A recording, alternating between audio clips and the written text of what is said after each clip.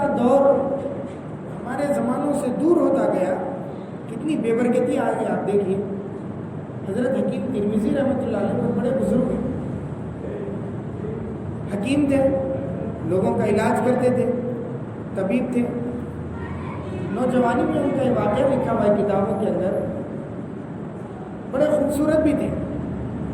ایک عورت ان کے پاس آئی معالجہ کرانے کے لیے، تو انہوں نے چیک کیا، پردے کے پیچھے سے سنتے تھے. اچانک اس عورت نے اپنا نقاب کھول دیا اور حضرت سے گناہ کی دعوت دینے لگی.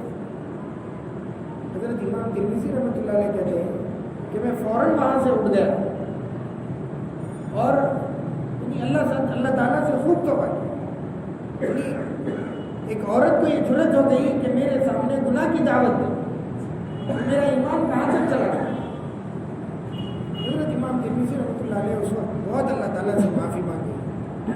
دیکھو کیسی ان لوگوں کی زندگی تھی، گناہ سے بچ کے اس کے بعد اللہ کے سامنے توبہ کرتے. صحابہ کرام رضی اللہ عنہ مجمعین اعمال کرتے تھے اور اللہ تعالیٰ سے استغفار کرتے تھے. ہم گناہ کر رہے تھے کہ اللہ نہیں کرتا، ایسا ایمان کا معیار ہو جاتا. بات آئی گئی ہو گیا. اس وقت حضرت امام ترمذی رحمۃ اللہ علیہ کی بہت سال گزر گئے، 90 سال کے تقریباً. اس وقت ان کے دل میں خیال آیا، نوجوانی کا عالم تھا، اگر میں گناہ کر لیتا تو توبہ بھی ہو جاتی. بس یہ خیال آیا. اس کے بعد پھر رونے لگے کہ میرے ایمان کی یہ کیفیت ہو گئی کہ جس گناہ سے میں بچ گیا، جس گناہ کو میں دھو دیا، جس گناہ کا تقاضا میرے نفس نے بھی نہیں کیا تھا، اس کے اوپر میں نے توبہ کر کے اللہ سے معافی مانگی تھی.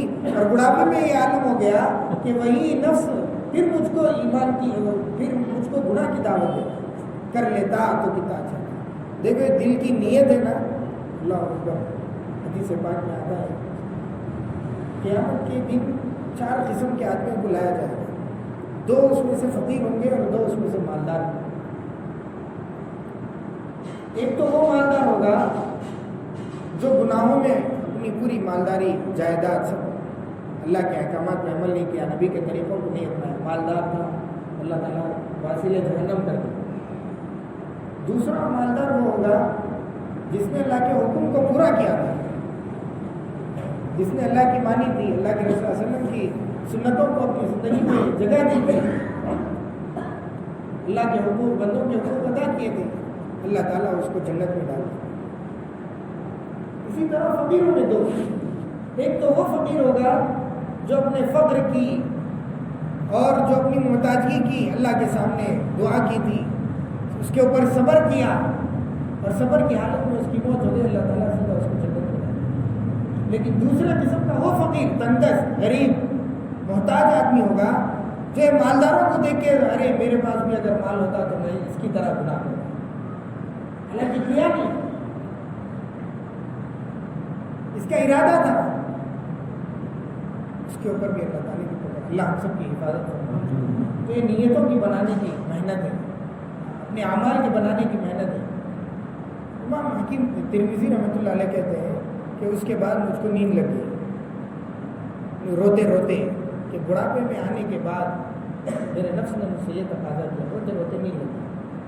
آپ میں دیکھتے ہیں کہ نبی اکرم صلی اللہ علیہ وسلم کی زیارت ہے. آپ علیہ السلام پوچھتے ہیں کہ بھئی کیا ہو گیا، کیوں رو رہے ہیں؟ لیکن ترمذی رحمۃ اللہ علیہ نے کہا کہ اللہ کے حضور، میرے ایمان کا یہ فرق ہو گیا کہ جوانی میں گناہوں سے بچتا تھا، بڑھاپے نے مجھ کو اس دور میں لا دیا کہ کاش میں کر لیتا تو اچھا ہوتا. یہ دل میں کیفیت آ گئی. اللہ کے رسول صلی اللہ علیہ وسلم نے اس کا جواب دیا کہ گھبراؤ نہیں، یہ میری نبوت کے دور سے دوری ہونے کے سبب سے وسوسہ ہے. تمہاری جوانی کا جو دور تھا وہ میری نبوت سے قریب تھا، 400 سال ہو گئے، اور تمہارے بڑھاپے کا دور 60 سال، 50 سال، 30 سال، 40 سال دور ہے. تو آپ سوچو ہم کتنے دور ہیں.